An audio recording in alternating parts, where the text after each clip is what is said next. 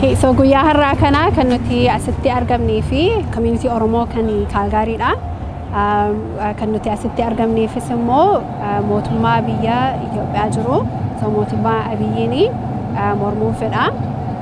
Kan nuti mormaa irrus immoo waan biyya sana keessatti election to adeemuuf jedha. Kun immoo representation Oromoo kan hundumaadhaatu hin jiraatini. ta'uun irra jiru maaliif hundumtuu sagalee qabaachuu turra jira uummati Oromoos immoo biyya sana keessatti akka second citizenitti ilaalamuun irra hin jiru electioniitu ta'a yoo ta'e hundumtuu representationii qabaatee so mootummaan siyaasaa kan Oromoo ta'an irratti argamanii akka isaan representationii qabaatanii fedhan galatooma. Jirtu Oromoo jirtu Oromoo jirtu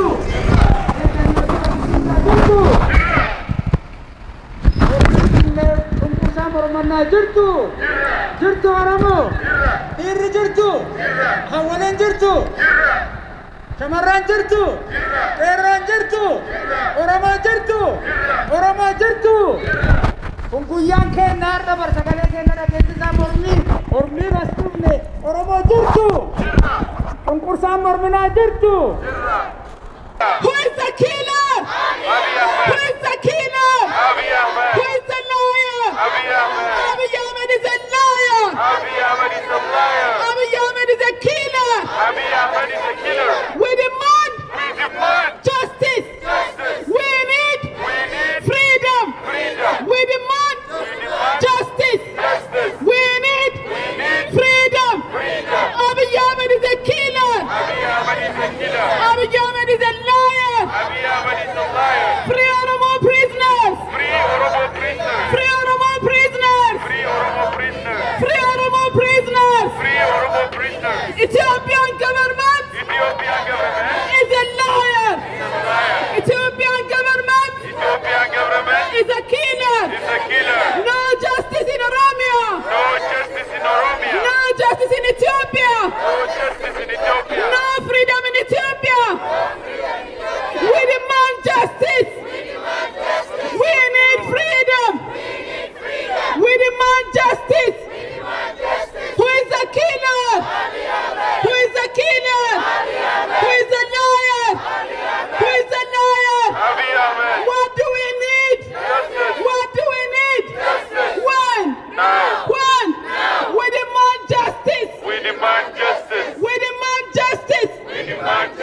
We need freedom. We need freedom. Free Oromo prisoners. Free Oromo prisoners. Free Oromo prisoners. Free Oromo prisoners. Free Oromia. Free Oromia. Free Oromia. Free Oromia. Abiy Ahmed is a killer. Abiy Ahmed is a liar. Abiy Ahmed is a killer. What do we need? What do we need? When? When? When?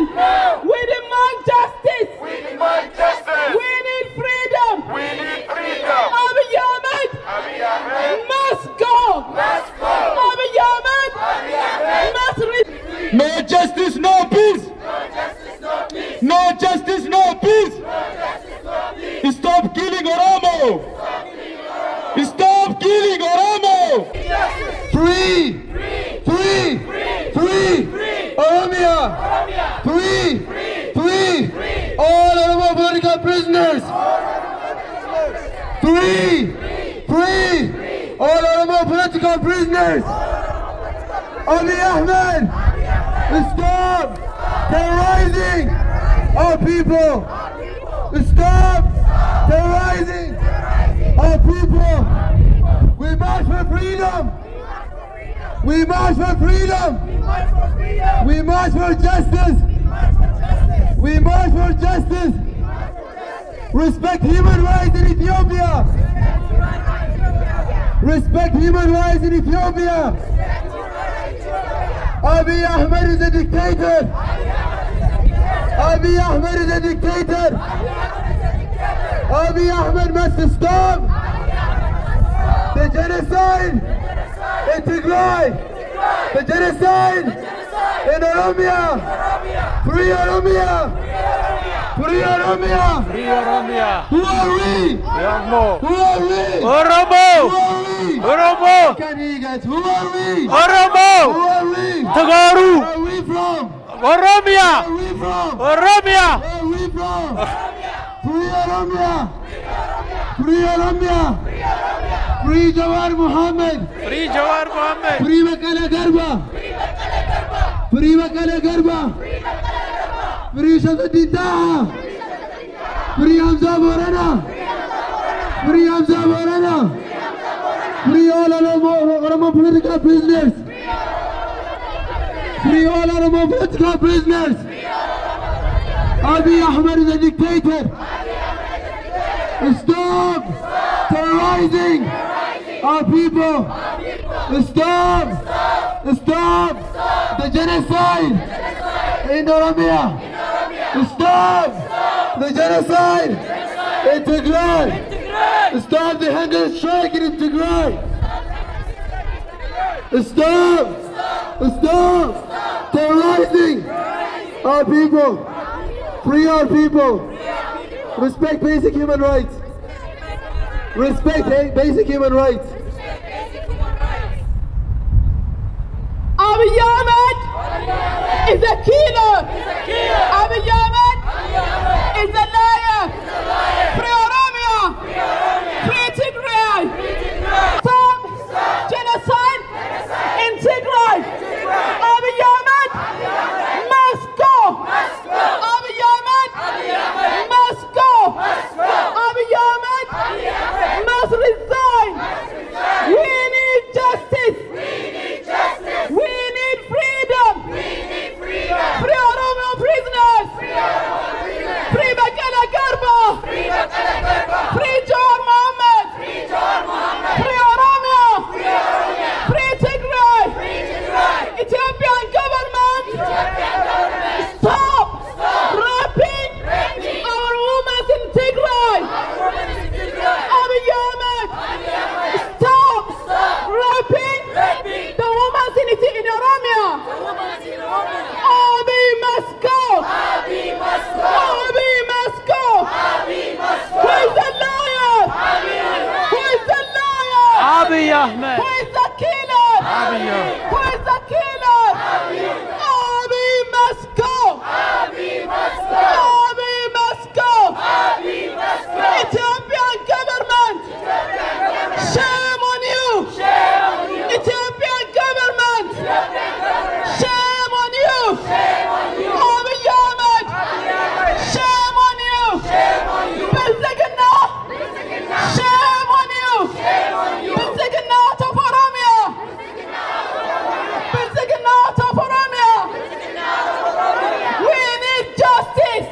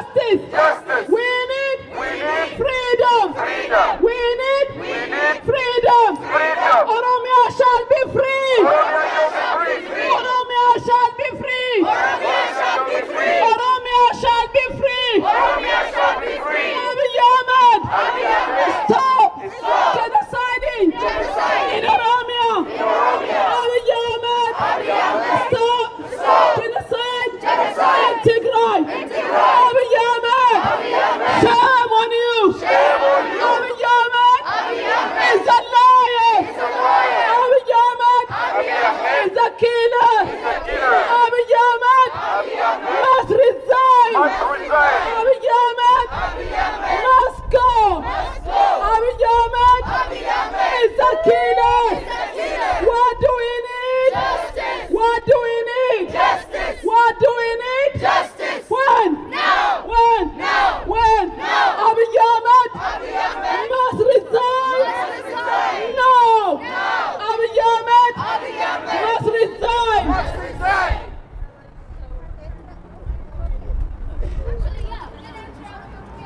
Free Jawar Muhammad. Free Bakale Garba. Karo sagale. Free Bakale Garba. Free Bakale Garba. Free Hamza Borana. Free Hamza Borana. Abiy is a criminal.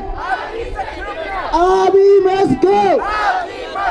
Abiy must go. Abiy must go. Justice for Ajalu. Justice for Ajalu. Justice for Emmanuel Wandimu. Justice for Emmanuel. Justice for Emmanuel. Abiy must go. Abiy must resign. Abiy must resign. Abiy is a killer. Abiy is a killer. Down, Abiy. Down, Abiy. Bilxiginnaa out of Oromia. Bilxiginnaa out of Oromia. Eritrean troops out of Oromia. Justice for Ajalu.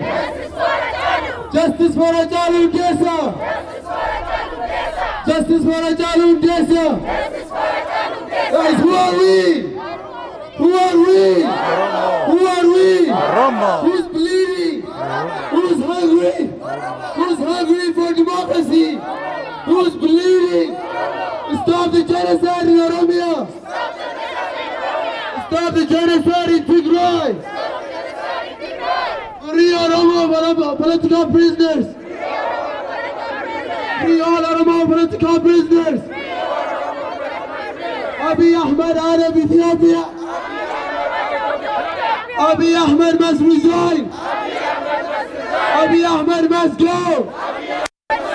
Who's a liar? Who's a killer? Who's a cheater? Who's a terrorizer? Abiy Ahmed must go. Abiy Ahmed must go. Justice for Oromo people. Justice for Tigrayans. Eritrean people out of Oromia. Eritrean troops out of Oromia. Eritrean troops out of Oromia. Abiy Ahmed, stop terrorizing our people. Stop terrorizing our people. Stop the genocide in Oromia. Stop the genocide in Oromia. Stop the genocide in Tigray. Free Oromo people. Free Oromia. Free Oromia. We need human rights. We need basic human rights. We need basic human rights. Eritrean troops out of Oromia. Eritrean government, take your hands out of Oromia. Take your hands out of Oromia. Free Oromo political prisoners. Free our people. Free our land. Free Oromia. اتفقنا وادامي hiriira nagaa jechuun bakka ummanni Oromoo itti dhufee sirna nama nyaataa biyya san keessa jiru bilisaan ofirraa mormu jechuudha. Warri mootummaa Itoophiyaa hiriira nagaa nuubayaa jedhanii biyya keessatti mallaqa namaa kennanii akkasiin kaadireen ganda keessa deemtee ummata mallaqaan bittee kaan qawween sodaachiftee baatu. Garuu nuti Oromoon fedhii kennaan miidhaan ummata keenyaa waan nutti dhagamuuf gadi baanee sagalee ummata keenyaa ta'a. Bilxiginnaan haala amma jiru kanaan deemtee ummata keenya fixaa horiin nama bitaa akkasiin itti fufti. kanaaf ulfaadhaa ummata keenyaaf sagalee ta'u itti fufaa. Oromoon hagana qofaa miti magaalaa Kaalgarii keessatti guyyaa hojii waan ta'eef namni baay'een hin dhufne garuu namni haganaa guddaadha. Yoo sagalee keenya jabeessinee dhageessifne humna guddaan wal taanee yoo dhageessifne sagalee keenya sirriitti dhageessisuu dandeenya. Kanaaf jabaadhaa yeroo kamiyyuu humna ummata keenya biyya keessaa haa taanu. Amaatiin jechuun nuudhiise kun hin dagatamu hin dagatina. Nuuf du'ee nuuf dhabame ija keennan nu keessaa bade bakka itti badde immoo itti bu'uu hin ooltu. Rabbi bakka nuu haa buusu. Rabbi bakka nuu haa buusu. Ka isa caalu Rabbi nuu haa fidu. Warra wal caalu Rabbi nu haa godhu. Warra waa beeku Rabbi nu haa godhu. Warra waan dabre beeku Rabbi nu haa godhu. Warra ufii beeku Rabbi nu haa godhu. Warra yoo ittiin wal beeku Rabbi nu haa godhu. Warra beekee waliin galu Rabbi nu haa godhu. Warra beekee waliin galu Rabbi nu haa godhu. Irree teena Rabbi haa tokkoomsu. Irree teena Rabbi haa jabeessu. Leenca irree hin laafne Rabbi nu haa godhu. Ummata bal'aa galaana gartee waraabanii hin dhumne kana Rabbi haa tokkoomsu. Yoo tokkoomne waan feenetti geenna. Yeroo sakandii waan feene irra garagalla. Warra afaan tokko Rabbi nu haa godhu. Warra murtii takkaa Rabbi nu haa godhu. Waan namni hin beeytaniimi. Waan namni hin beeytaniimi. Waan soynu hin beeytaniimi. Waan soynu Rabbi nu haa galchu. Warra barbaadee galfatu Rabbi nu haa godhu. Jagnoota of duubaan deebine Rabbi nu keessaa haa mul'isu. Daddaba gartee dhuga oomaa warra dhugaa malee dharanteene warra gamaa gamana hin laalle warra waan ba'eef galmaan gahu Rabbi nu haa godhu. Udduuba Rabbi nu hin deebisin. Haqa teenya Rabbi nu haa galchu. Rabbi nu haa bilisoomsu. Hayyoota teenya tahiraa jirtu Rabbi nu haa yaasu. Beeytoota teenya tahiraa jirtu Rabbi nu haa yaasu. Ijoollee teenya qabsoo irra jirtu takkuftee kuffisaa jirtu Rabbi nu haa tiichu. Galmaan Rabbi nu haa gahu. Rabbi isaan bira nu haa dhaabatu. Sabni keenya bakka jiru xiqqaa guddaan nama isaan jala hiriiru Rabbi nu haa godhu. Warra hooggana ofii beeku Rabbi nu haa godhu. Warra waan hoogganamu beeku Rabbi nu haa godhu. Hooggana dhugaa isaa saba isaa beeku Rabbi nu haa godhu. Gurgurtuu Rabbi nu keessaa haa buqqisu. Kijibtuu Rabbi nu keessaa haa buqqisu. Warra nama jala fiigu Rabbi nu keessaa haa darbu. Nuuf kennaa manatti Rabbi isaan haa deebisu. Rabbi manatti isaan haa deebisu. Mala isaarra Rabbi isa haa dhaabu. Warra ija Rabbi nu keessaa isa haa dhaabsu. Xiqqaa guddaa nu keessaa haa buqqisu. Ilmaan dharaaf deemtu Rabbi nu keessaa haa darbu. Jaarsota dharaaf deemtu Rabbi nu keessaa haa darbu. Ka amantii tamuu keessa jirtu gartanii waan amantiin hin hayyamne warra nu keessa dalagu nurra dalagu Rabbi nu keessa haa darbu.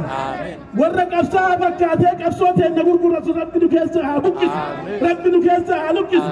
Warra baheetiin baree jirullee gartee kadhaan teenya tun bira geettee warra deemuu qabu Rabbi haa deebisu. Warra hin deebine afaan lafatti Rabbi haa deebisu. Rabbi afaan lafatti haa deebisu. Mataa haa qabatu. Gurbaan haqa teenya fuudhee itti kennannee nu gadhe kana Rabbi mataa isa haa qabu. Addunyaa kullitti Rabbi isa haa halleessu. Ija Rabbi isa haa qabu. Nu hidhee Rabbi isa haa hidhu. Nu ajjeesee Rabbi isa haa ajjeesu. Nu diigee Rabbi isa haa diigu. Diigaan ishee dachiitan irratti hin hafin. Hundee nama akkanaa Rabbi nu keessatti hambisin. Warra fakkaatee afaan beekuun nu seenu. Yoonaan ana nullee ufeeyna Rabbi nu haa eegu. Ufeeyna Rabbi nu haa eegu. Ufeeyna Rabbi nu haa eegu. Waan kennaa nu galchee Rabbi sifaa nu haa godhu. Rabbi nu haa bilisoomsu. Rabbi nu haa walabomsu. Oromiyaa walabomseedha Rabbi waliin nu haa gahu. Tokkummaa keenya Rabbi haa cimsu. Tokkummaa keenya Rabbi haa cimsu. Nama tokkummaa keenya jibbu nama tokkummaa keenya jibbu. Rabbi nurraa haa diigu. Rabbi nurraa haa diigu. Rabbi nurraa haa diigu. Nu fakkaatee kan nyaatu waan isa nyaatu Rabbi isatti haa ramadu. Rabbi waan isa nyaatu waan isii nyaatu Rabbi isatti haa ramadu. Warra nu fakkaatee jalaalan umrii guutuu nu gurguratu. Kiitaa isaanii Rabbi nu keessatti hin biqilchin. Hin biqilin. Hin margin. Hin natin. Kiitaa isaanii Rabbi nu keessa haa darbu. Subhaana rabbika. Rabbil ammaa yasbuuna salaama warshidii alhamdulillahi rabbil aalamiin. Dhaqsine malee namni nu jalaa dhaqsu hin jiru jirtu. Oromiyaan biyyaa miti Oromiyaan marga lafaa tadheedanii jedhameetiin gamaa gamana lolli itti baname kana keessa ilmaan Oromoo harka fudhachuu qabu jirtu. Bakka jirtanii waan Oromoo ijaara waan Oromiyaa ijaara waan Oromoof Oromiyaa utubaa gumaata goonaa jirtu. Eebbi keenya jirraa ka jedhu jirtu. gootanni keenya kan wareegaman gootanni keenya kan hidhaman ammallee kan hidhamaa jiran eenyummaa isaaniitiif jirtu. Namni cufti biyya kana bahee kan jiru Oromoodha jedheeti maqaa Oromoo kanarratti jabaatee irratti cichee irra hojjechuu qaba. Sagalee Oromoo dhageessisuu qabna. Asiin dura waan Oromoo yoo dubbannu miidiyaa keenya qabaachuu dhiisaati. Namni waan Oromoo yaadu namni mataa keessa qabu hin jiru takka lama. Akka miiliyoonni addunyaan guutuun waa'ee Oromoo dubbatti. Oromoo jirtu. Hacceen hin du'e. Hacceen hin jira. Kanaaf wanni hojjennu hundi tarsimoo qabaatu sirna qabaachuu qaba. Kanaaf uummanni Oromoo erga Haacaaluun du'ee Jawaariif Baqqalaan fayyadamanii hamileen ni cabe deebi'eetiin ka'aatiin jira. Oromoo jirtu. Jirtu. Afaan keenya ka dhugaa ittiin dubbannu malee ka soba ittiin dubbannu miti. Kana haqa keenya ittiin falmannu malee kana qanamaa ittiin cabsinu miti. Oromoo jirtu.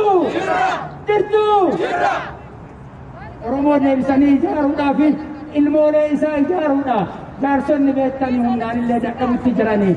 Kanaaf qeerroon keenya, qarreen keenya, durbi keenya, dubartiin keenya, maanguddoon keenya hundi keessanuu waan Oromoo Oromiyaa irratti halkanii guyyaa akka dhaloota godhuuf kasagadullee akkasitti murtii godhuu qabdani. Jirtu. Biyyi kun biyya aadaan namaa itti kabajamu aadaa keenya kabajuu qabna. Afaan keenya kabajuu qabna. Oromoon kacimu yoo diinagdeen cimee bizinesa ijaarachuu qabdu. Bizinesa dhaabbachuu qabdu. Nama keessan ka bizinesa isinii ijaare irraa bitachuu qabdan. Akka ijoolleen Oromoo asitti bizinesa humna isaaniitiin qaban tiishartii maqaa Oromootiin maxxansanii asirratti hirmaannaa godhanii jiru. Dhaqaa isaan irraa bitadha. Diinagdeen alagaan cimsina. Alagaan nu elmataatiin deebi'ee ajjeesa. Nutti haa dhagaa murfachuu qabdanii. Qabeenya keessan ofii oolfadha. Qabeenya keessan gara keessanitti gumaacha. Gara keessanitti iticha. Wanne walii dhaabnu eebbiniif abaarsillee tokkuma akka itti nuu gale. Eebbiniif abaarsillee tokkuma ijoolleen yoo abaaran guddatti jedhan ture. Kanaaf ulfaadha. Guyyaa har'aa naannoo kanatti kan wal geenyeef hawaasni Oromoo magaalaa Kaalgaarii keessa jiraatu hundi dhiibbaa mootummaan wayyaanee lammaffaa yookaan sirna nafxanyaa Abiyyi Ahimadiin gaggeeffamu yookaan sirna nafxanyaa ilma Oromoo fakkaatee Oromiyaa keessatti dhalatee guddatee uummata Oromoo irratti balaa guddaa geessisaa jiru, dubartoota Oromoo, ijoollee Oromoo ajjeesaa jiruu fi gudeechisaa jiru, waraana biyya alaa galchuudhaan uummata Oromoo dararaa kan jiru. Sirna kana balaaleffachuudhaaf har'a magaalaa Kaalgaarii Kanaadaa keessatti uummanni haalaan bahee mormii isaa gaggeeffachuutti jira.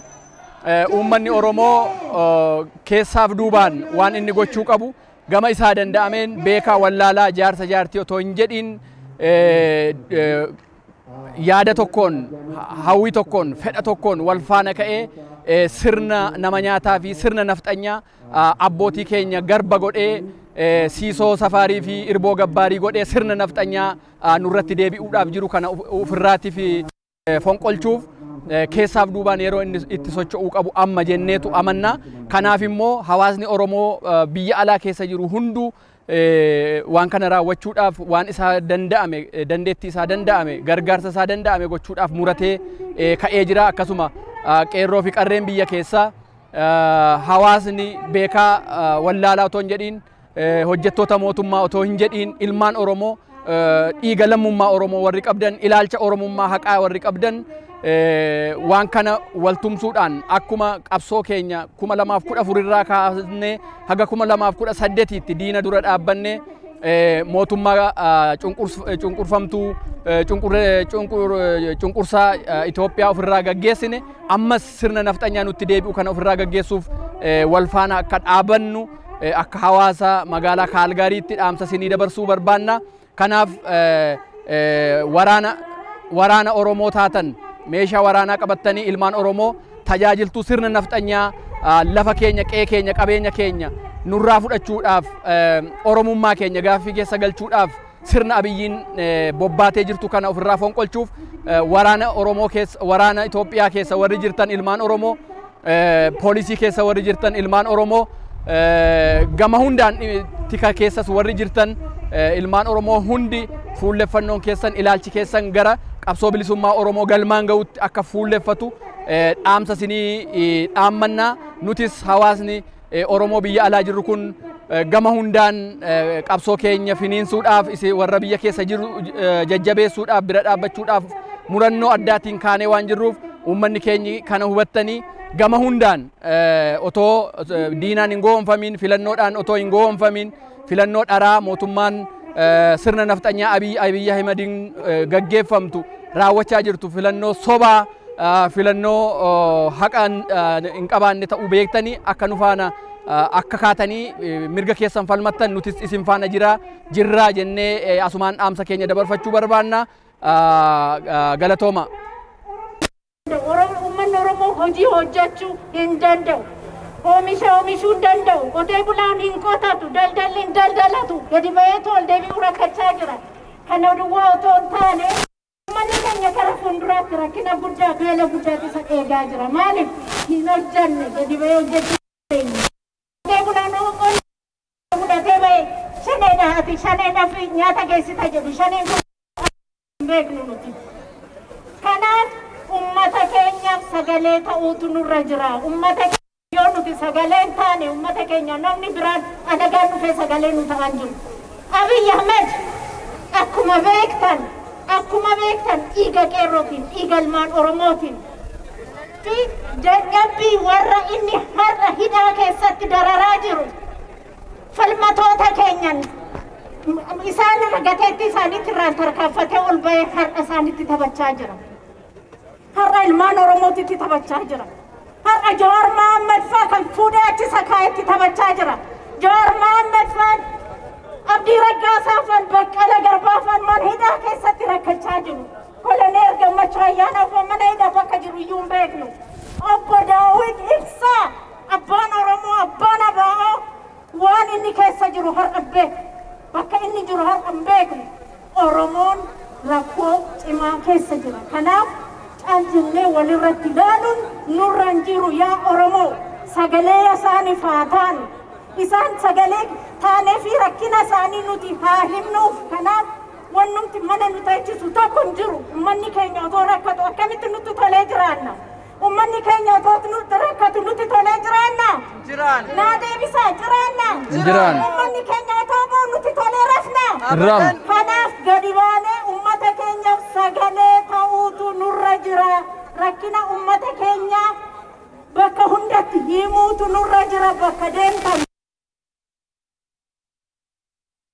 illee himaa dubbadha. Sagalee keessan nama biraan gahaa keessa jirra. Abiy Ahmed akkam akka nu sobe nama akkamii akka ta'e nama inni dhugaa dubbachuuf kanammoo an ofirraa cabsine nuti hundi wal bira dhaabbanne tokkummaa keenya cimsine tokkummaadhaan tokko taanee sagalee keenya yoo dhaggeessisneedha. Erga waggaa darbeeti justice for Hacaaluu jenna wanti tokko wanti mul'ate hin jiru. Erga waggaa darbeeti free Jawaar Mohaammed jenna wanti tokko wanti mul'ate hin jiru. Kanaaf cimnee kana booda covidinis nurraa gadi galaa jira. Manatti hin gallu Oromoo manatti galla? Hin gallu. Manatti galla? Hin gallu. Amma hidhamtoota keenya hiiksisnutti amma justice Hacaaluudhaaf argannutti amma gumaan Hacaaluutiif gumaan Amaanu'eel faa baatutti manatti hin deebinu. Amma mootummaa sobduu kana ofirraa cabsinutti. Kanaaf Oromoo harka wal qabannee wal sagalee haa taanu kana deebinu ulfaatu keessanuu galatoomaan isiniin jedha. Magaala keessa naanna'uudhaaf gara sanatti socho'uu jirra. Mormiin ammallee akkuma itti fufetti jira. Uummanni magaalaa Calgary mootummaa sirna nafxanyaa addunyaa hundarraa amma sochii guddaa gochuutti jira. Haaluma kanaan magaalaa Calgary keessatti illee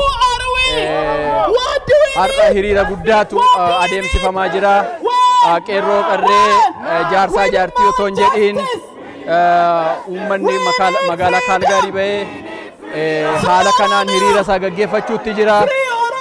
kanaaf darbeetaniin bakka adda addaatti ibsa isinii kenna. Nu hordofa. We demand justice. Justice. We need freedom. Freedom. Free Jawar Mohammed. Free Jawar Mohammed. Free Bakala Garba. Free Bakala Garba. We demand justice. We demand justice. We need freedom. Freedom. When? Now. Now. Now. Free Oromia. Free Oromia. Free Oromia. Free Oromia. Ethiopian government. Ethiopian government is a killer. Is a killer. Ethiopian government. Ethiopian government is a liar. Is a liar. Ethiopian government is a dictator. Abiy Ahmed is a killer. Abiy Ahmed is a liar. Ethiopian government stop raping Oromo women. Eritrean troops out of Oromia. Your money is killing Oromos. Justin Trudeau.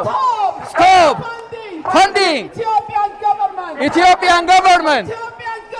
Ethiopian government is a killer. Justin Trudeau. Canadian taxpayers. Stop funding Ethiopian government. Ethiopian government is a killer. is a killer. Ethiopian government Is a terrorist. a terrorist.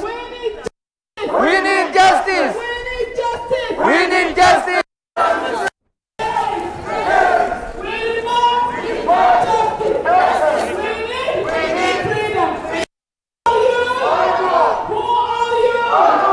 Who are you? From where? From where? We need justice. We need freedom. There is no freedom, there is no justice, there is no court, there is no law at all. It is a black state.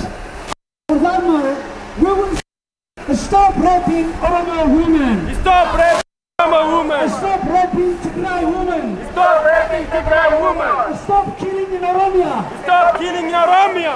Stop killing in Tigray. Stop killing in Tigray. Government of Ethiopia. Government of Ethiopia. Abiy Ahmed. Abiy Ahmed. Abiy Ahmed. Abiy Ahmed. Government of Ethiopia. Government of Ethiopia. Government of Ethiopia. Government of Ethiopia. Abiy Ahmed. Abiy Ahmed Must must go. must go. Must go. Must go. Must go. Must go. Must go. Abiy Ahmed. Abiy Ahmed. Abiy Ahmed. Abiy Ahmed. People are saying that he came from Oromo. We have to announce that he will not represent Oromo. He's a killer. He's a war crime. Saba Kenya Jesani Waitaka Awatala Watairu Amanueli Marake Safurani Wani Bende Buchatika Amukivili Torbakara Gabasani Umatake Saba Kesana Nesani Reba Chatika Achibota Funani Adjacent Kanamor Ufasban Nuni Akasabat Namakakotilu Lola Kotamno Wati Rakesati Tajuru Umata Tigray Wata Tajuru Nimormina Nibalalefan Onuni Sera Onji Walla Lebele Saba Onji Dona Takotilu Mormii Saba Tablu Motummaa Abiy Ahmed Saba Tigray Saba Oromo Dafarna Duguguna Akka Gaaritti Qophaa'ee jiru Kana kan gochaa jiru warra Minilikiin Saba Minilikummaa isaanii adaan nutti deebisu warra deemanidha Nibalaaleffannaa Akka duuba dhaabbannaa Waboo keenya ni ijaarra Waboo jirtuudha Waboo jirtuudha Waboo rakkanumaa tajaajila Waboo rakkanumaa tajaajila Waboo rakkanumaa tajaajila Waboo rakkanumaa sabni Oromoo jiraatu sabni jirfame dubbini isaa jira Ethiopian government must go. Ya koloni wabuti kana isha kana wanne aski bukarata na Motummaa diktaatora nama keenya lafarra sambalala ifachuufi magaalaa Calgary keessuma jirra achumatti hiriira baanee mootummaa maaliif ilmaan namaa ilmaan Oromoodhaan ummatti biyya keessatti ilma haadha duratti ajjeesan haadha irratti kun cafatanii akka hin taane godhan kana balaaleffachuuf Oromiyaa mara keessatti ilmaan Oromoo waan gataa jiraniif nuti har'aan tana nyaannee dhugnee gammannee jiraannaan garuu namni sabni isaa to'aa jiru gammachuu qabu saniif jecha gadda keenya ammallee akka gargaarsa mootummaan Kanaadaa isaan sanirraa qaamu akka fooloo warra addunyaa bu'ee mootummaan Kanaadaa gargaarsa biyya keessaaf ala jiraniif akka ibsanuu goota. Maqaan koo Callaa Carcarnaan jedhanii wanni asii baaneef waraana mootummaa Itoophiyaadhaa kan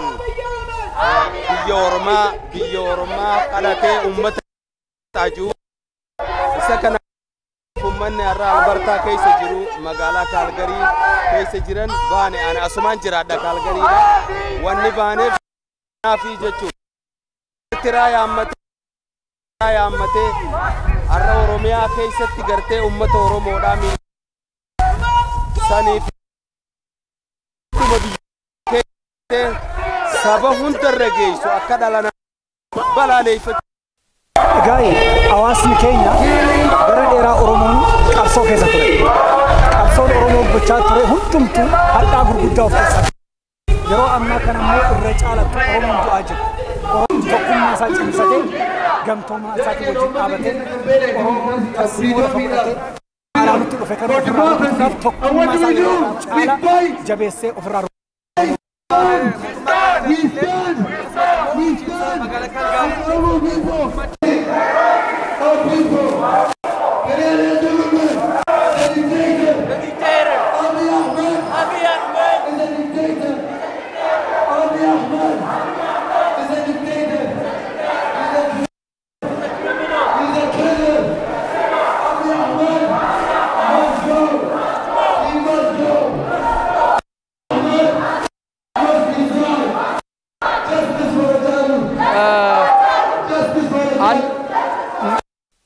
Ethiopian government is a dictator. Abiy Ahmed is a liar.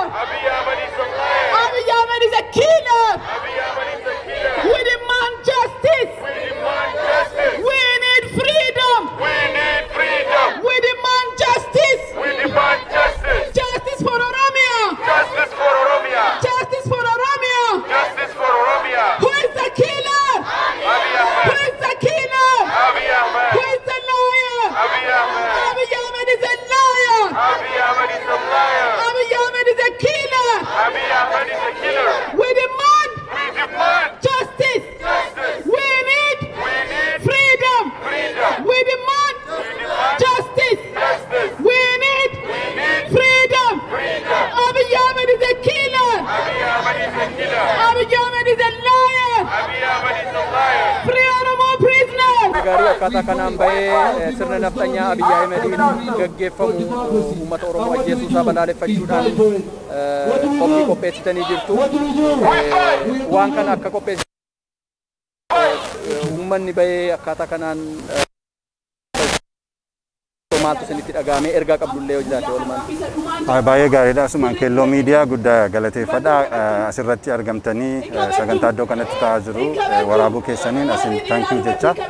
Egaa kaayyoon hiriira kana akkuma beekamu uummanni keenya Oromiyaa keessatti biyyattii Itoophiyaa jedhamtu kana keessatti waggoottan sadan erga Prime Minister Abiy gara aangootti dhufe qabsoo uummata Oromootiin dhufe qabsoo qeerroo 5,000 wareegnee itti du'aniin dhiigalmaa Oromootiin gara aangootti dhufe uummata Oromoo ganee amma immoo deebi'ee ittiin uummata Oromoo humna waraanaa isaatti gargaaramuun uummata Oromoo cabsaa hidhaa ajjeesaa waan jiruuf ajjeechaa kanaan duraa caala salphina guddaa keessatti kufnee waan jirruuf irra darbee ola deemtota ijoollee Oromoo addabaabayitti baasanii akka Oromoon abbaa hin qabneetti akka Oromoon saba gatii hin qabne tokkotti salphina guddaadhaan haadhaaf abbaa fuulduratti ijoollee ola deemaa ajjeesaa jiru.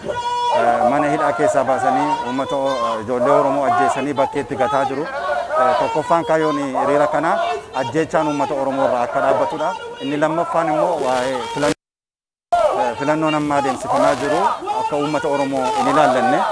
Sababiin isaas immoo dhaabbonni Oromoon abdatuu fi dhaabbanni Oromoon jaallatu kan akka ABO'dhaa fi OFC hooggantoonni isaanii mana hidhaatti deeggartoonni isaaniis mana hidhaa keessatti guramanii waan jiraniif uummata kana miidhaa turan. Keessumaa naannoo dhiyaatti uummanni waggoota hawaasummaas haa ta'u karaa dinagdeetiin baay'ee miidhama guddaa.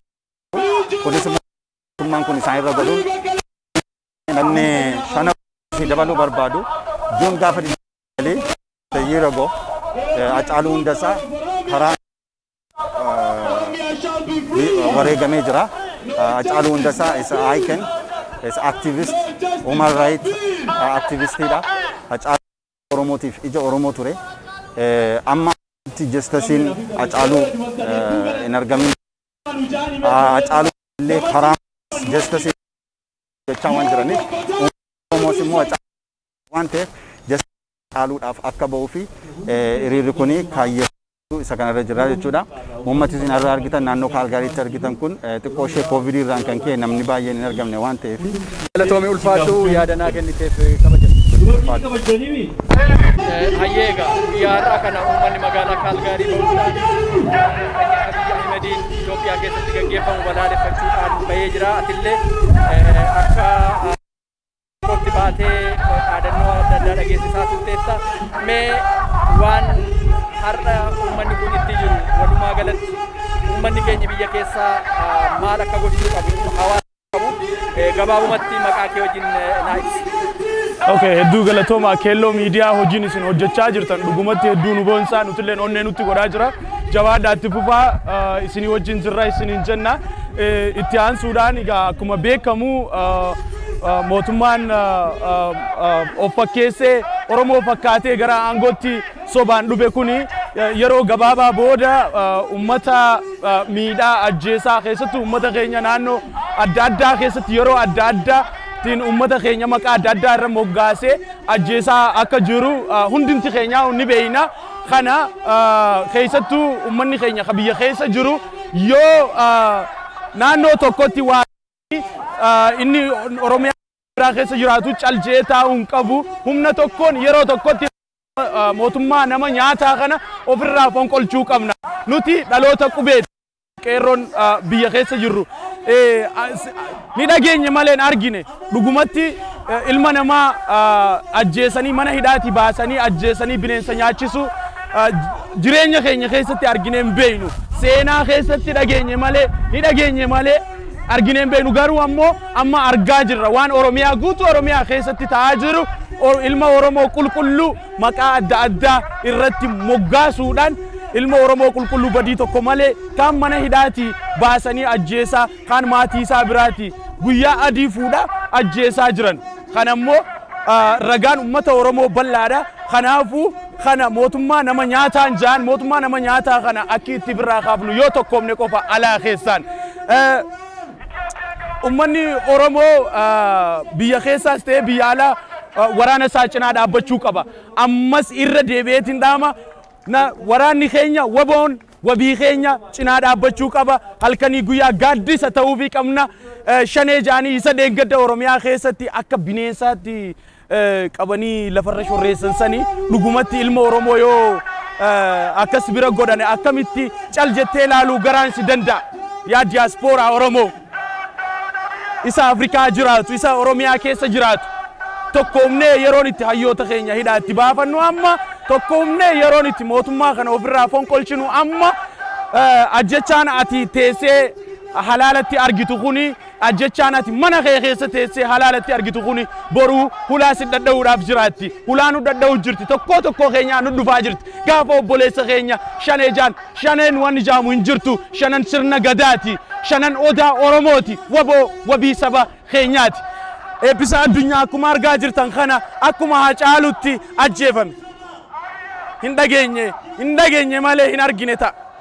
Garuu du'a Hacaaluu Hundeessaadhaa qeerroo qarree abbootii Oromoo haawwan Oromoo wajjumaan argine. Maaltu akka nurratti hojjetamaa jiru wajjumaan argaa jirrallee halkanii fi guyyaa.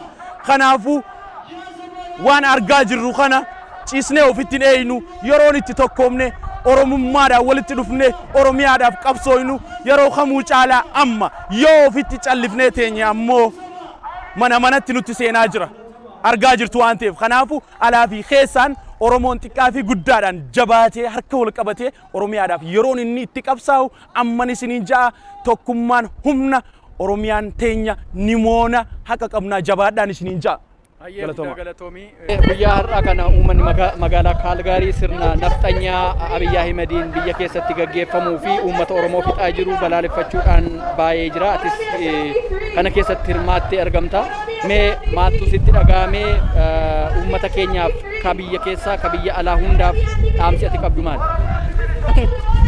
Waan har'a asirratti hirmaadhee fi waan mootummaan biyya Ethiopiyaa keessa jiru uummata Oromoo waan inni gochaa jiru baay'ee nama gaddisiisa. Maaliif jennaani yeroo baay'ee gaafa mootummaan kuni 2018tti iddoo qabate gammachuu guddaadhaan itti fudhanne namni baay'ee.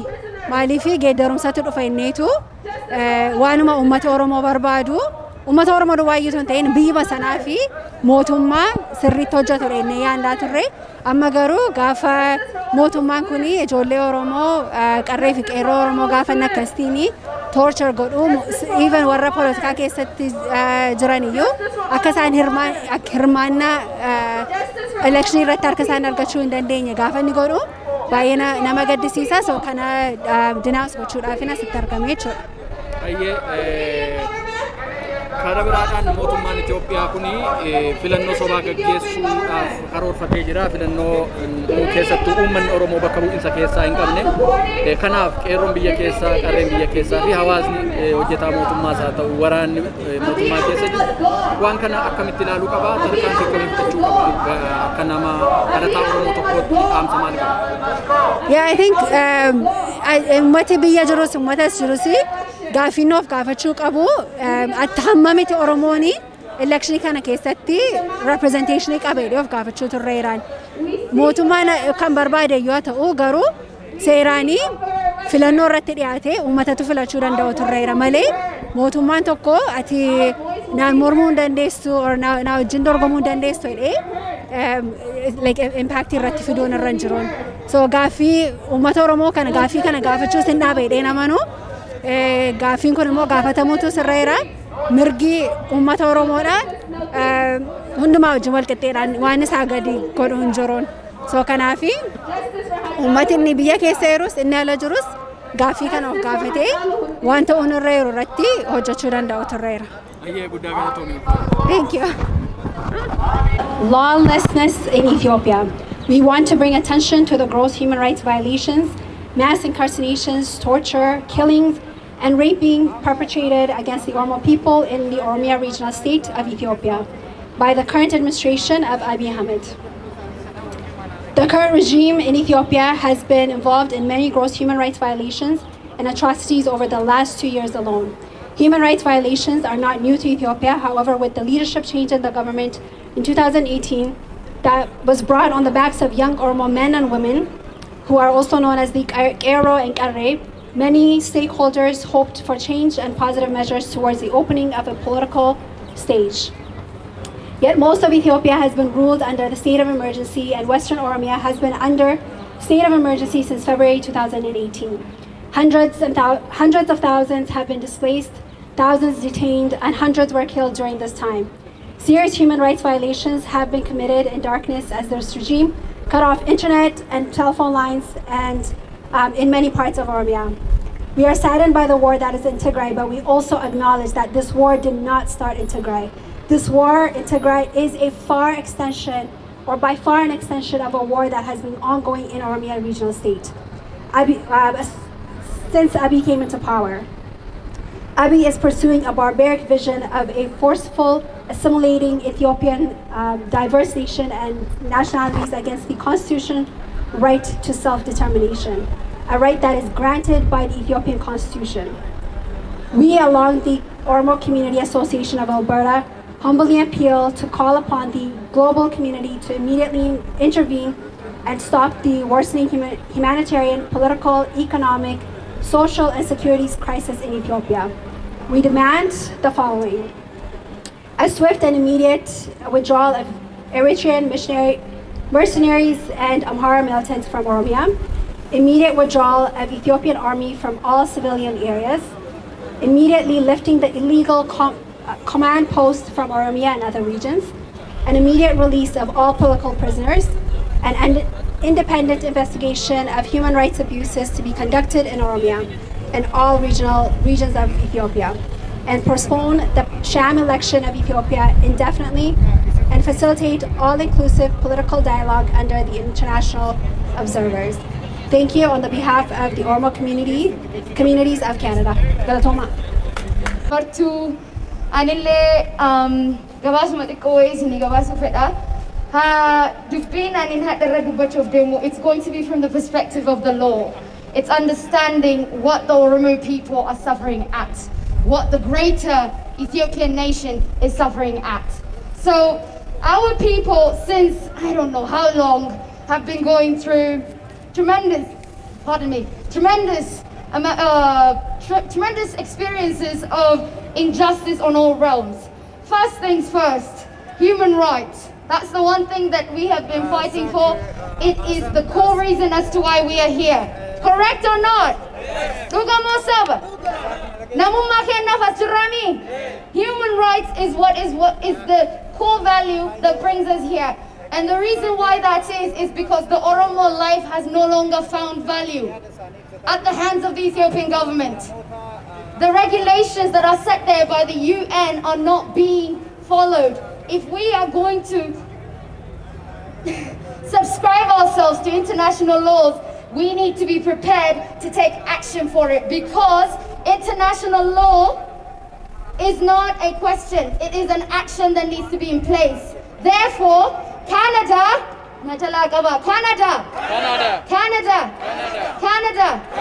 become state responsible. Become state responsible for the treaties that you have subscribed to, that protects human rights. Secondly, war crimes. Right now, the Eritrean forces have been moved from Tigray to the Oromo region. This bears grave consequences for the Oromo people. Prime Minister Abiy's government sought to take the control of the Eritrean forces and the Ethiopian forces and decided to rape and kill and mutilate Tigrayan women. And now what is he going to do? He's bringing that to Oromia. Oromo people are going to be butchered. Women are going to be raped. Children are going to be raped. Young boys are going to be raped. And we are going to be butchered for a crusade of a madman. Therefore, I urge everybody to do the best they can in following the guidelines and our demands that we've been forward, that have been presented by Bontu here, and continue the advocacy. Thirdly, I want to focus on the hunger that is going on. There is thousands and counting that have died. There is 100,000 people that are currently being tortured as you and I stand here. And there is over 1 million people that have been displaced. Simultaneously as we speak, this is the reality of why the Oromo people are coming here. For the truth of Oromos. Why are we here? For the truth of Oromos. Why are we here? Why are we here? We are here for the truth. Fourthly, the sanctions that have been placed against Ethiopia, we are in full support of. America, for the first time ever, have actually decided to get involved and, intervene where needed. And therefore, we urge that they continue to sanction the Ethiopian government from conducting genocide, crimes against humanity, and just complete evilness, man. Like, seriously. Abiy, you need to settle down, man. Like, this is not going to work. Oromo, and the other issue politically. Oromo. Opolesi ke'en Oromo. Opoleti te'en Oromo mi. Kanaf Oromo d'abbacho qabna. And this is for the people back home, for the people in Europe, for the people in Africa, for the people in Asia. We need to remember that the cause that we have all been spread across the world for started in Oromia. It started because we needed to find a place to speak, and that is why we are here. And therefore, when sellouts There are almost sellouts, by the way, of PDO of Bekas in Martochkesa de Martani, especially the ones that went back home from here. You all know yourselves. You need to know your place. Dagaha. Bilxiginnaa let them move them tea. We all know that. They're gonna go. Remember, Enyu Kajela Chofaka Devtani Gafsan. Oromo Matevitani. Remember, Gafsan Amo, Abso Ijolen Oromo Irati Dute, the blood of young children, from as small as 3 years old to as old as, you know, an 85-year-old man. That is the blood that we today are continuing to ensure remains truth and bears bound. Because why? Because idiots like Abiy, and then the sellouts that move back from the diaspora, remember, Ummata Rabat and Kabata, Hakni Oromo is in it, leave to Ratigrewanta and Arga. Isn't it have to? We need to remember that. Last but not least, I would like to mention the dishonest reporting. This is something important, Jaran.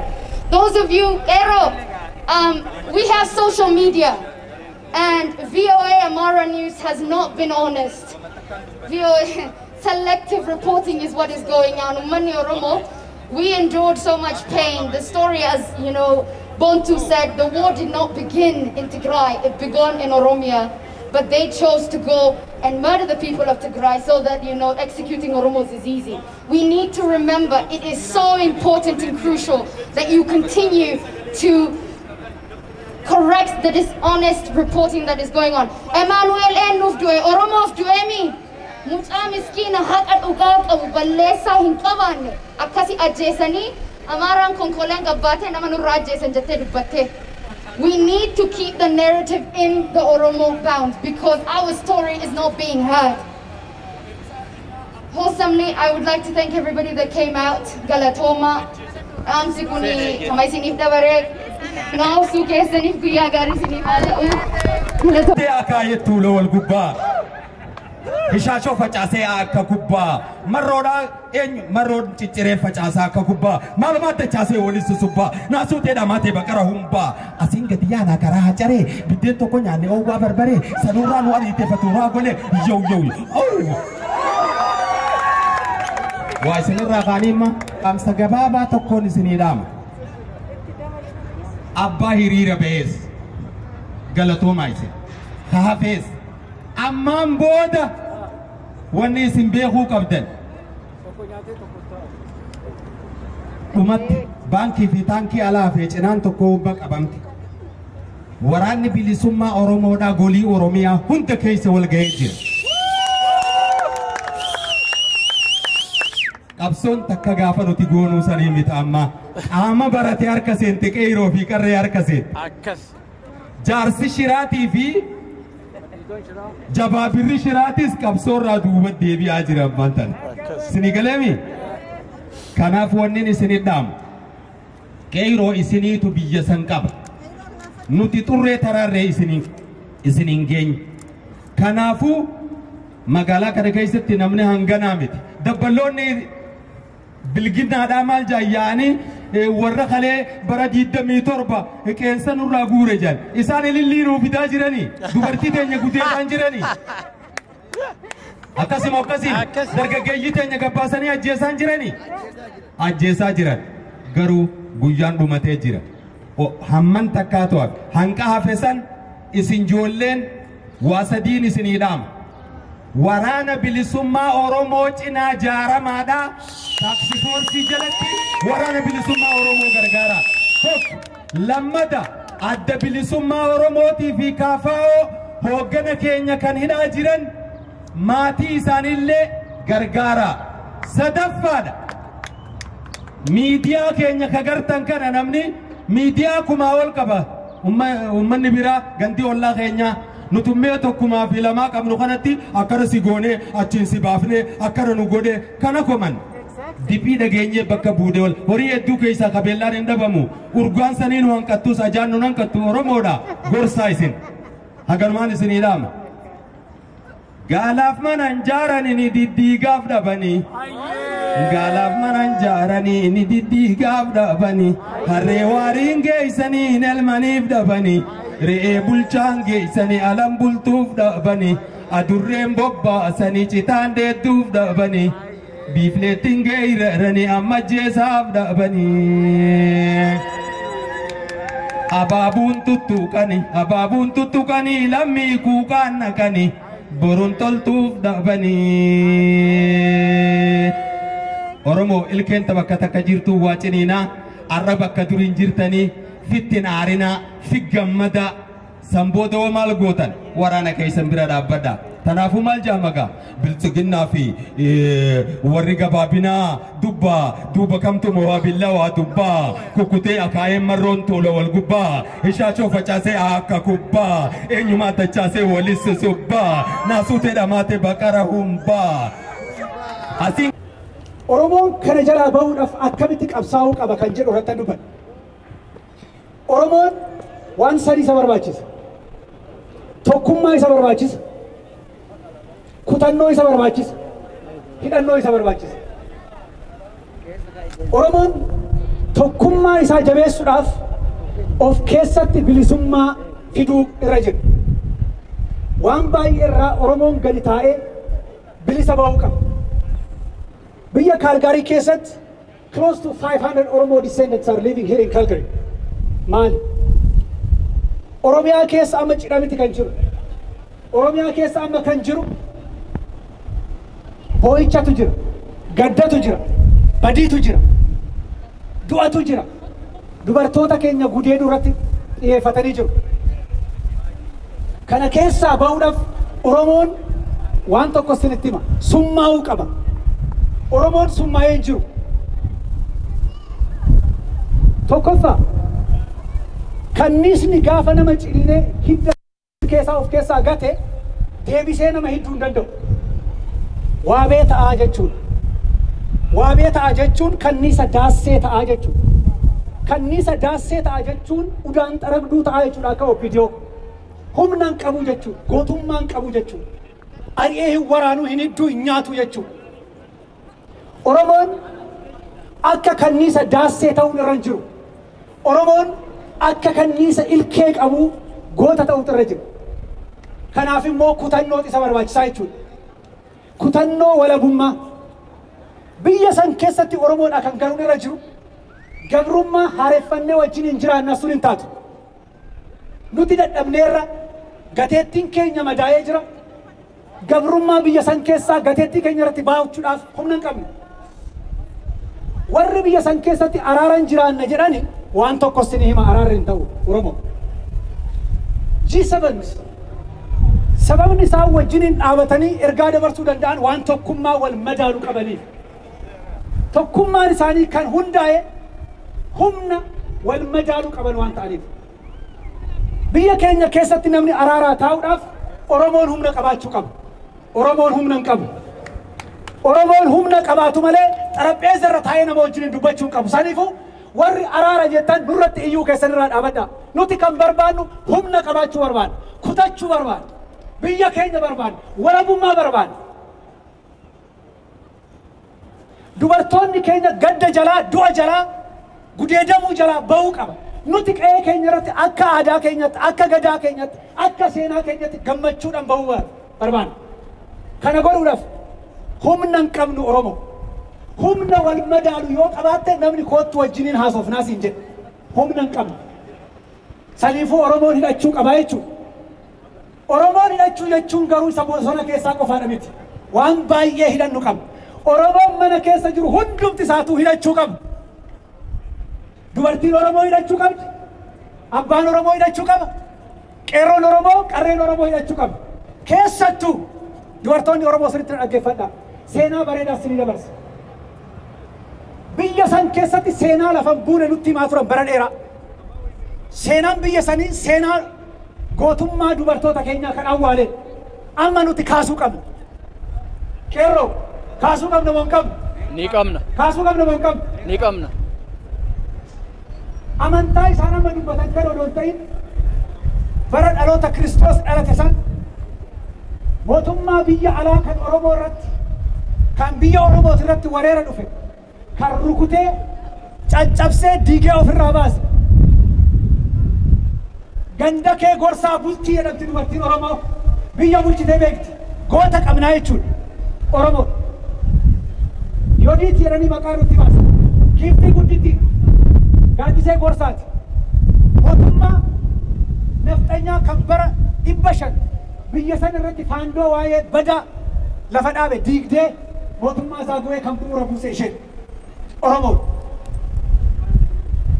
eenyummaa ishee wallaaltullee Adwaa irratti kan dhiira Oromoo bakka jiru kakaaftee bosonatti gadi fuutee akka xaaliyaan rukutamu kan godhe Oromoo Xaayituun lolitta mooluu jaarsa mataa mooluu doojiin dhaabatee boostaan harargee iyyee silaa goote warraaqsaa jette itiyyeen tabuloota zaffanallaata Oromoo saniifuu qarreen keenya dubartoonni keenya waraana nuti goonu keessatti hirmaannaan isin gootan injifannoo bira akka nu beeksisaa jiru dheengadda argeetan jire gaafanani isin adda bilisummaa waraana Oromootiif gumaacha gootan daqiiqaa san si keessatti haasaa godhee jira galatooma ammallee baay'inaan irratti hirmaachuu qabna jechuudha saniifuu irratti deebi'a tokkummaa qabaachuu qabna humna qabaachuu qabna kutannoo qabaachuu qabna kutannoo san akka argannu bofti gaafa mormi isaa qabame ilkeessaa keessaa bade nama hiddu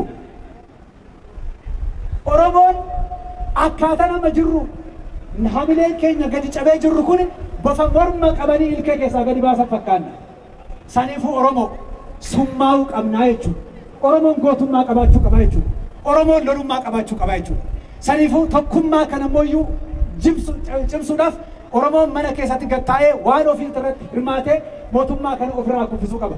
Therefore, amma mootummaan biyya kanaa waan lama irratti wajjin hojjeteera. We just need to say thank you for Canadian government. Sanctionii buusuu irratti qooda taphatee jira. At the same time biyya san keessatti investigation akka godhamu nan supportii godhaa jedheera jechuudha. Saniifuu galata qaba. We say thank you to Canada to standing with our society. We always say thank you, Canada, for acting for the freedom of our people. Ega, as one of my colleagues in resistance, say Dr. Tsaggai Ararsa, I will also repeat and finally, we are a nation in resistance and we will continue resisting until we become the freedom of our land. We will continue resisting until we enjoy the freedom of our people, until we own our land, until we own our own days and economy on our own land. Kanarat warana godhachuu qabna. Deeqaa lama afaan Amaaraa Amaariffatti dabarsa. Galatooma. Egaa tokkummaa kana cimsinee irratti deemuudhaaf fi lola kanatti fufuudhaaf har'a goonee kan dhaabatu odoo ta'in አንዳንድ ጊዜ መጨመር ይኖርብናል። ብዙ ስትሮንግ አድርገን መቀጠል አለብን። አማርኛ ለሚሰሙ ሰዎች ለተጋሩ ሰዎች ሌሎችም ጭምር ብዬ ነው ቃላቶችን ሊሰሙ ስለፈልግ ይሄ አንድ ጊዜ የሚሆን አይደለም። ፕሊዝ ካናዳ ዋይድ ማንቀሳቀስ አለብን። ሌሎች በሚያደርጉበት ሰዓት ብዙ ጊዜ ብያለሁ we need a day of declaration ስሎጋን ያዳዳ ቀብነ ኦሮሞ tokkoon keenya bilisummaa jedhu tokkoon keenya justice jedhu justin biyya san keessa hin jiru mootummaan bakka hin jirretti hidhattoonni siyaasaa justi argachuu hin danda'an we need freedom jedhama we need freedom bilisummaa dhagguun kan barbaadu kanarratti tokkummaa godhachuu nurra jira jechuudha slooganii adda addaa qabna waan ta'eef kana godhuudhaaf qeerroon qarreen dubartoonni abboonni gattaati wajjiniin dubbadhaa Oromoon of keessatti tokkummaa isaa irratti hojjechuu qaba. Oromoon tokko jenna of sobna, of hin sobina. Of soburraa bahuu qabna, tokkummaa keenya cimsuu qabna. Oromoon tokkummaa keenya irratti yoo hin hojjenne gabrummaan kun akkuma Abiyyi Ahmed kana dura nurratti dhaadate. Bara kuma akkasii cabsan jedhu nu cabsuuf deemaa jechuudha. Saniifuu tokkummaa keenya irratti cimsuudhaaf Oromoon akka wajjin dhaabatu adaraa jechuun barbaada. Waan sadiitu nu barbaachisa hin raaffatina. Tokkummaa, kutannoo, hidhannoo nu barbaachisa jechuudha. Hidhannoo malee moo'uu hin dandeenyu waan taaneef. Namni humna hin qabaanne teebilii irra jiru. So don't tell us about reconciliation. We are not really here to demand for reconciliation. We are in need of freedom in our land. We need freedom. We need justice. That's what we felt to found. So እዚህ ላይ ጠንክረን እንድንሰራ ማለት እፈልጋለሁ። ገለቶማ ፈያታ thank you very much. Egaa guyyaa har'aa uummanni Oromoo magaalaa Kaalgaarii keessa jiru sirna naftanyaa Abiyyi Ahmediin biyya keessatti gaggeeffamu balaaleffachuudhaan hiriira bahee jira. Atillee warreen hiriira bahan kana keessaa tokkodha. mee maaltu si kakaase gara kanatti si fide wanti biyya keessatti deemaa jiru akkamittiin ilaalaa jirta uummata Oromoo koo dhaamsa maal dabarsita gabaabumatti? Hayyee hunda dursa miidiyaa keelloo miidiyaalee Oromoon qabu keessa miidiyaa tokko akkanatti dhuftanii dhaamsa uummata keenya dabarsuuf dhufuu keessaniif guddaa galatooma anallee carraa waan akkanitaniif guddaa sin galatoofadha. Gama yaadaatti kaafteetti jalqaba maaltu nu kakaaseessas jedhuufi qabsoon jireenya waan ta'eef yeroo maraa jireenya keessatti qabsaa jiraata jechuudha. Kanaaf Oromoon kaleessa diinni karaan taaneen qabsoonni gaggeessee jedhe harkaa fudhatus hadhas dhaloonni itti aanu abdii kutachuu odoo hin taane qabsoo bifa haarawaa fi qabsoo yeroon gaafatu. Yeroo kanatti qabsoo dhaloonni yeroo kanatti gaggeessuu gaafatu gama kanatti bahee jechuudha. So hawaasni keenya magaalaa kanatti yeroo ammaa kan ba'an sagalee ofii dhageessifachuu. Sagalee kana immoo kan dhageessifnu waa baay'ee irratti wantoonni biyya keessatti deemaa jiran wantoota baay'ee suukaneessaa ta'anii fi kan baay'ee nama qaanneeffachiisan. Kan immoo kan dalagamaa jiru namoota maqaa isaanii maqaa Oromootiin waaman ta'uun guddaa uummata keenya baay'ee qaanii keessa kan nama galchuudha jechuudha. So kanaaf uummanni magaalaa Calgary dargaggoo fi shamarran magaalaa Calgary keessa jiran wantoota biyya keessatti ta'aa jiran kana mormuudhaaf sagalee dhageessifachuudhaaf biyya yookiin mootummaa biyya keessa jiran kana irratti sagalee isaanii dhageessisuudhaaf asitti argamne jechuudha. Hayyee daawwattootaa fi dhaggeeffattoota keelloo miidiyaa guyyaa har'aa hawaasni Oromoo magaalaa Calgary Kanaadaa keessa jiraatu sirna nafxanyaa Abiyyi Ahimediin biyya Itoophiyaa keessatti keessattuu Oromiyaa keessatti ajjeechaa jumlaa gaggeessu jiru balaaleffachuudhaan yeroo dheeraadhaaf hiriira mormii gochaa oolee amma gara xumuraatti jirra. Uummanni Oromoo har'a ergaa isaan dabarfataniin ergaan jajjabaa kan isaan dabarfatan yoo jiraate Oromoon keessaaf alaa guddaa xiqqaa otoo hin jedhiin beekaa wallaalaa otoo hin jedhiin wal faana ka'ee dhaabbatee sirna nafxanyaa ka dur waggaa 60 dura lafa abbaa keenyaa nurraa fudhatee hawaasa keenya irboo safaarii irboo gabbaarii jedhee gabaree gabbaarii jedhee uummata keenya rakkisuudhaan maqaa itti geeddaree maqaa Tolasaa jedhu Walda Maaramii fi Walda Mikaa'il itti geeddaree ammas karaa nama maqaa Abiyyi Ahmed jedhamee Oromiyaa keessatti dhalateen isatti hirkachuudhaan uummata keenya Oromummaa keenya lafarraa balleessuu maappii Oromiyaa Itoophiyaa keessa jiru balleessuudhaaf